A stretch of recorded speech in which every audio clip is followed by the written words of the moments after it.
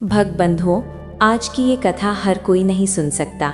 इसे पूरा सुन पाता है जिसके मन में भगवान शिव के लिए सच्चा प्रेम, सच्चा विश्वास और सच्ची भक्ति होती है। ये कथा किसी राजा की नहीं, किसी ऋषि की नहीं, किसी महल की नहीं है। ये कथा है एक माँ की, जिसके पास रोने के लिए आंसू थे लेकिन शिकायत के लिए शब्द नहीं। कहा जाता है कि माँ की सच्ची पुकार अगर भोलेनाथ तक पहुँच जाए तो यमराज का लिखा हुआ लेखा भी बदल जाता है। और भगबंधुओं, जो इसे श्रद्धा से सुनता है उसके घर से धीरे धीरे दरिद्रता, कलह और भय दूर होने लगते हैं। लेकिन ध्यान से सुनिए, गरुड़ पुराण में लिखा है कि जो भक्त किसी पवित्र कथा को बीच में छोड़ देता है वो अपने पुण्य को स्वयं रोक देता है। इसलिए अगर आप सच में अपने परिवार की रक्षा चाहते हैं, अपने बच्चों के भविष्य की चिंता करते हैं, तो इसे अंत तक सुनिए। अब मन को शांत करिए, श्रद्धा को दिल में बसाइए और इस दिव्य कथा को भक्ति और पूर्ण विश्वास से सुनिए। ये कथा है एक छोटे से गांव की। ऐसा गांव जहां सड़कें कच्ची थीं, घर मिट्टी के बने थे और सपने बहुत छोटे थे। लोग ज़्यादा नहीं मांगते थे, बस इतना चाहते थे कि चूल्हा जलता रहे, बच्चे भूखे न सोएं और भगवान का नाम घर में बना रहे। इसी गांव में एक छोटा सा घर था, 2 कमरों की झोपड़ी, एक टूटी चौखट और बाहर एक पुराना नीम का पेड़। उसी घर में रहती थी माँ सुमित्रा, सरल, कम बोलने वाली और आंखों में हमेशा धैर्य छुपाए रखने वाली स्त्री। उसका संसार बस 3 लोगों में सिमटा था, उसका पति और इकलौता बेटा अजय। पति मजदूरी करता था, खेत में, निर्माण स्थल पर, कहीं भी दिहाड़ी। कम कमाता था लेकिन दिल का अमीर था। हर शाम घर लौटते समय वो मुस्कुराता और कहता, भगवान ने आज भी हमें भूखा नहीं रखा। माँ सुमित्रा बस यही सुनकर संतोष कर लेती। अजय 14 साल का था, उम्र के हिसाब से समझदार, हालात के हिसाब से चुप। पढ़ना चाहता था लेकिन किताबें उसकी पहुंच से दूर थीं। सपने देखता लेकिन किसी से कहता नहीं। गरीबी में सपनों को बोलना दर्द बढ़ा देता था। सब कुछ ठीक चल रहा था, गरीबी थी लेकिन घर में शांति थी। फिर एक दिन बिना चेतावनी के वो दिन आया। भगबंधुओं, कहते हैं जब समय पलटता है वो दरवाज़ा खटखटाता नहीं, सब कुछ उलट देता है। उस दिन अजय का पिता देर शाम काम से लौट रहा था। आसमान में हल्के बादल थे, हवा भारी थी। गांव के बाहर एक मोड़ पर तेज रफ्तार गाड़ी और बस एक पल में सब कुछ खत्म। खबर गांव में धीरे धीरे फैली, पहले फुसफुसाहट, फिर सन्नाटा। माँ सुमित्रा के दरवाजे पर कुछ लोग खड़े थे, उनके चेहरे सब कुछ कह रहे थे। माँ ने कुछ पूछा नहीं, बस दरवाजे की चौखट पकड़ ली। आंखों से आंसू बह रहे थे, आवाज़ गले में अटक गई। जब अर्थी उठी तो केवल एक शरीर नहीं गया था, उस दिन अजय का बचपन भी श्मशान में जल गया। 14 साल की उम्र में उसने देख लिया कि दुनिया कितनी निर्दयी हो सकती है। माँ सुमित्रा चुप हो गई, रोती थी लेकिन अकेले, टूट चुकी थी लेकिन किसी के सामने नहीं। अब घर में कमाने वाला कोई नहीं था, जिम्मेदारी पूरी माँ के कंधों पर आ गई। सुबह होते ही वो दूसरों के घर बर्तन मांजने जाती, दोपहर में खेतों में काम, शाम को थकी और टूटे मन के साथ घर लौटती। रात में शिवजी के सामने बैठकर बस यही कहती, ओम नमः शिवाय। कोई मांग नहीं, कोई शिकायत नहीं, बस विश्वास। लेकिन अजय अंदर से टूट रहा था। पिता का जाना, स्कूल छूटना, लोगों के ताने और माँ की थकान, सब ने उसके भीतर आग भर दी। वो कुछ बोलता नहीं था लेकिन चुप्पी उसे भीतर से खा रही थी। धीरे धीरे गलत संगत में पड़ने लगा। पहले देर से घर आना, फिर झूठ बोलना, फिर छोटे मोटे गलत काम। माँ सुमित्रा सब देखती थी लेकिन डांटती नहीं। रात को शिवजी से कहती, भोलेनाथ, मेरा बेटा भटक रहा है, अगर सज़ा देनी है तो मुझे दे देना, पर उसे अंधेरे में मत जाने देना। यहीं से असली संघर्ष शुरू हुआ। माँ का विश्वास और बेटे की परीक्षा टकराने लगी। दुख धीरे धीरे घर में बसता गया। पहले चूल्हा देर से जलने लगा, हंसी कम हुई और एक दिन माँ ने महसूस किया कि अजय उससे दूर होता जा रहा है। अजय अब पढ़ाई में नहीं लगा था। स्कूल के बच्चे ताने मारते, कहते कि अब ये भी आवारा बनेगा। हर शब्द उसके अंदर जहर घोलता गया। उसने पढ़ाई छोड़ दी, फिर गलत संगत में समय बिताने लगा। लोग कहते, देखा, व्रत पूजा से कुछ नहीं होता।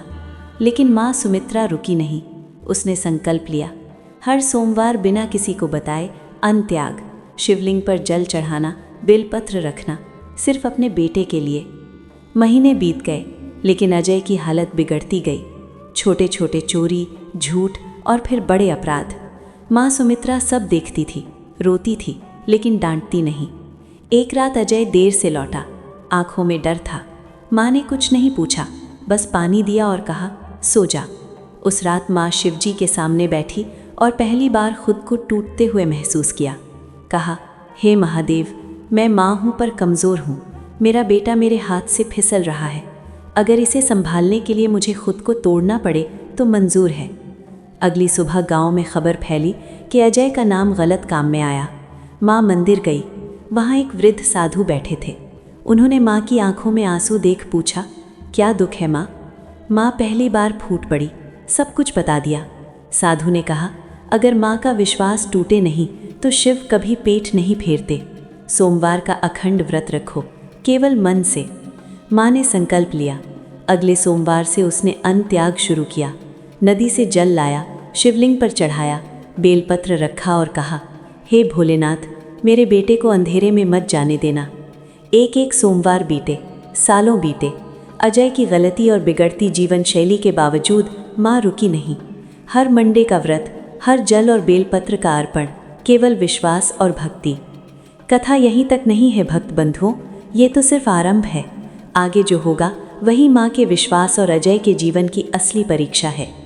भक्त बंधुओं, जब माँ सुमित्रा ने अपने अखंड व्रत की शुरुआत की तो ये केवल अन्न त्याग नहीं था, ये डर का त्याग था, नींद का त्याग था और खुद की खुशी का त्याग था। हर सोमवार सूरज निकलने से पहले वो उठती, नदी से जल लाती, शिवलिंग पर धीरे धीरे चढ़ाती और आंखों से प्रार्थना करती। न कोई जोर का मंत्र, न कोई दिखावा, बस भीगा हुआ आंचल, कांपते हाथ और एक माँ का टूटा हुआ दिल। लेकिन भक्त बंधुओं, जैसे जैसे माँ का विश्वास मजबूत होता गया, अजय की जिंदगी अंधेरे में और गहराती चली गई। अब वो सिर्फ गलत संगत में नहीं था, वो अब गलत कामों का हिस्सा बन चुका था। उसकी आंखों में मासूमियत की जगह जल्दबाजी, डर और कुछ छुपाने की बेचैनी थी। एक रात अजय घर लौटा, उसके कपड़ों पर खून के दाग थे। माँ सुमित्रा ने देखा, दिल कांप उठा, लेकिन उसने कुछ नहीं पूछा।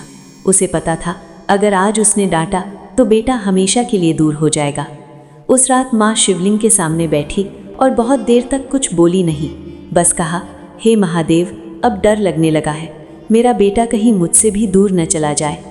अब व्रत केवल अन्न त्याग नहीं रहा, यह अब परीक्षा बन चुका था, माँ का विश्वास और अजय की आत्मा दोनों पर।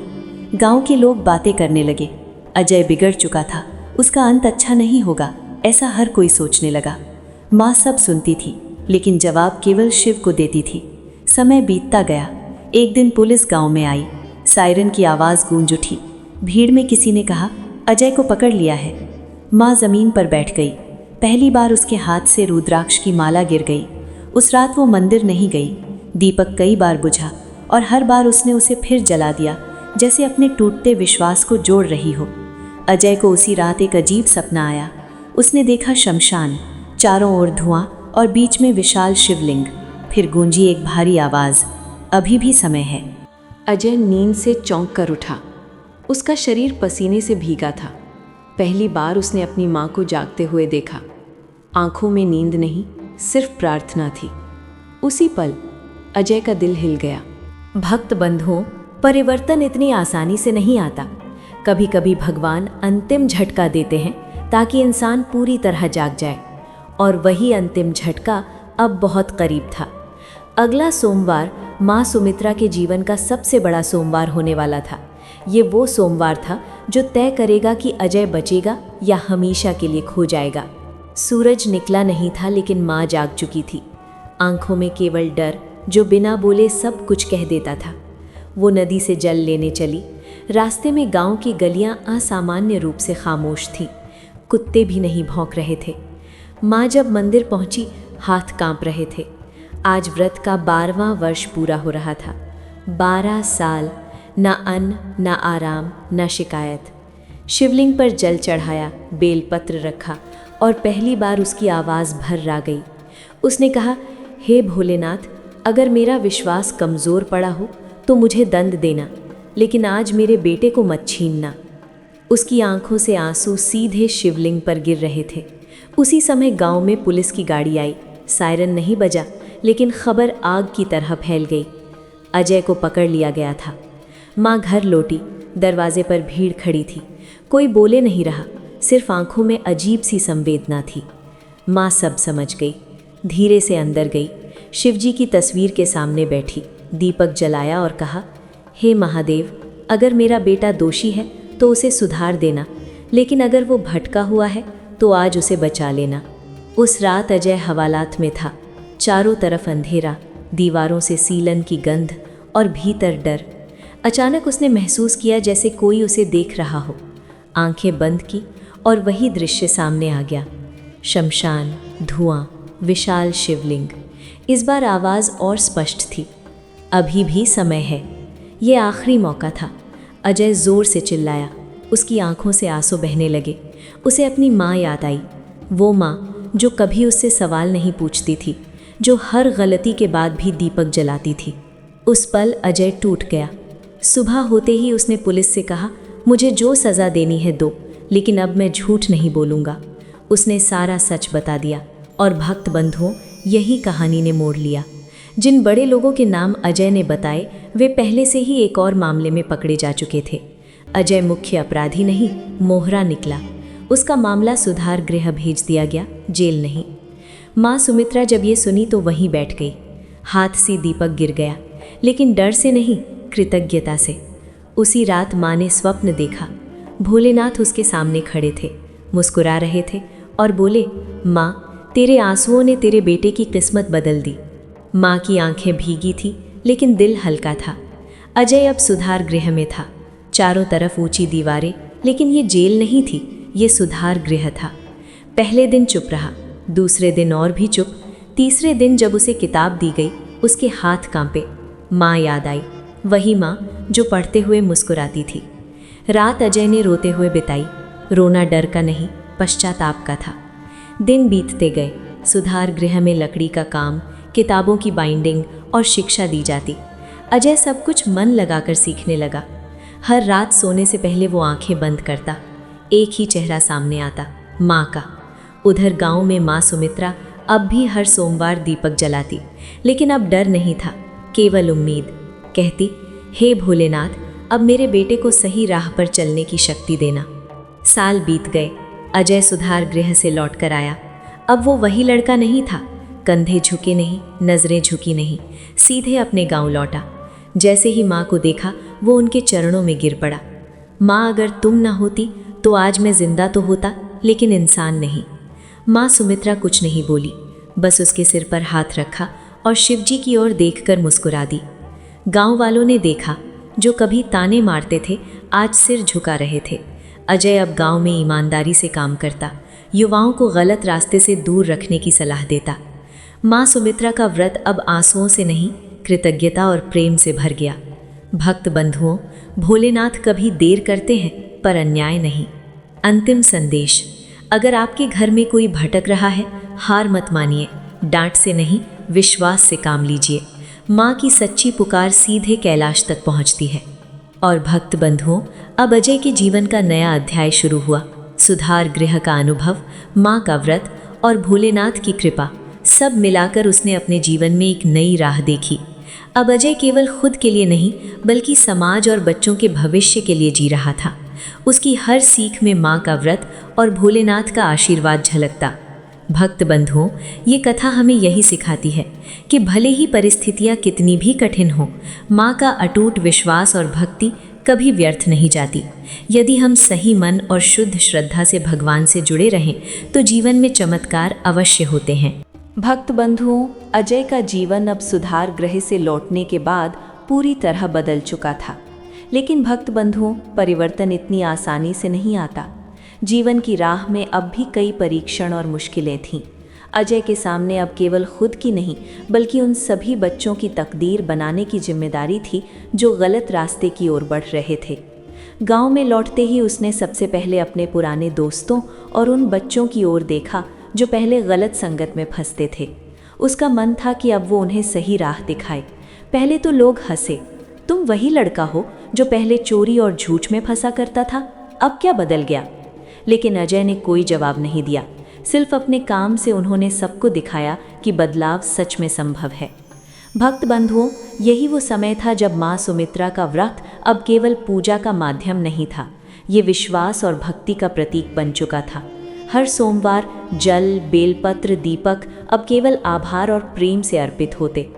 माँ सुमित्रा ने देखा कि उसका बेटा अब सिर्फ अपने जीवन के लिए नहीं बल्कि दूसरों के जीवन के लिए जी रहा है।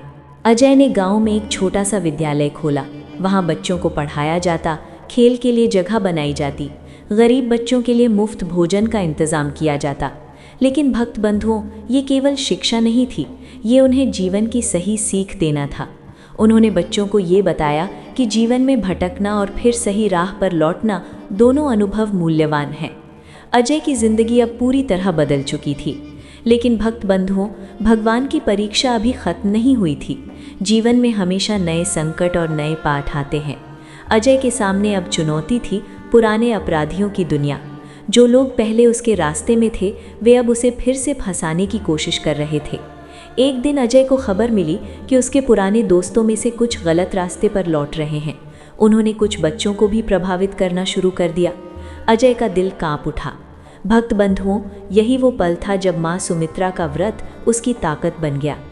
माँ ने अजय से कहा, बेटा डर मत, अगर तेरे मन में सच्चाई है और तेरा विश्वास मजबूत है तो कोई भी अंधेरा तुम्हें नहीं छू सकता। शिव हमेशा अपने भक्त के साथ होते हैं। भक्त बंधुओं, अजय ने यही किया। उसने अपनी शिक्षा और अनुभव का उपयोग कर उन बच्चों को पुराने दोस्तों से दूर किया। पहले तो उन्होंने विरोध किया, तुम हमें नहीं रोक सकते, यही हमारी दुनिया है। लेकिन अजय ने धैर्य और प्यार से उन्हें समझाया। धीरे धीरे बच्चे उसके पास आने लगे। उन्होंने देखा कि अजय केवल पढ़ाता ही नहीं बल्कि हर गलती के बाद भी मार्ग दिखाता है। गांव वाले भी अजय के बदलते व्यक्तित्व को देखकर प्रभावित हुए। जो लोग कभी उसे ताने मारते थे, आज वही लोग उसके सम्मान में झुक गए। अजय ने उन्हें भी बताया कि जीवन में केवल मेहनत ही नहीं, भक्ति और माँ की दुआ का भी बहुत बड़ा महत्व है। भक्त बंधुओं, यहाँ कहानी में एक और बड़ा मोड़ आया। अजय ने महसूस किया कि केवल बच्चों को शिक्षा देना ही पर्याप्त नहीं, उन्हें जीवन में भक्ति और विश्वास भी सिखाना होगा। उन्होंने गांव में एक छोटा सा मंदिर बनाने का निर्णय लिया। ये मंदिर केवल पूजा का स्थल नहीं था, ये बच्चों और युवाओं के लिए मार्गदर्शन केंद्र बन गया।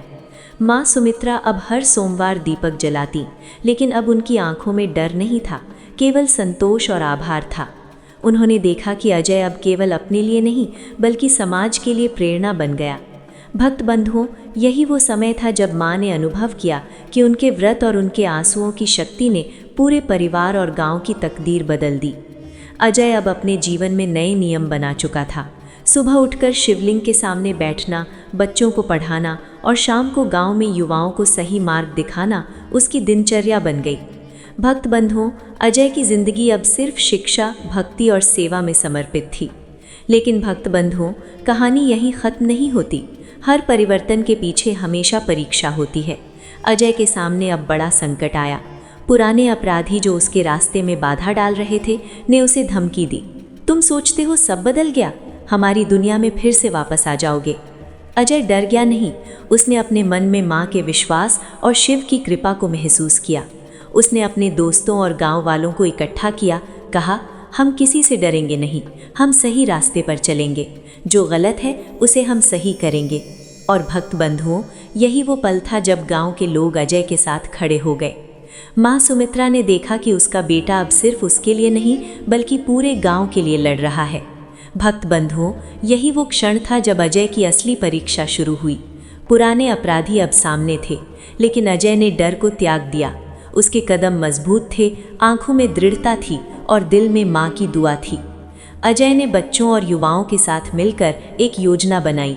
उन्होंने अपने पुराने दोस्तों को समझाया कि जीवन में गलत राह कोई समाधान नहीं है। धीरे धीरे वे सभी बदलने लगे। भक्त बंधुओं, यही वो चमत्कार था जो माँ के व्रत और भोलेनाथ की कृपा से हुआ। गांव में अब परिवर्तन दिखाई देने लगा। बच्चे स्कूल में आने लगे, युवाओं ने अजय के साथ सही राह अपनाई।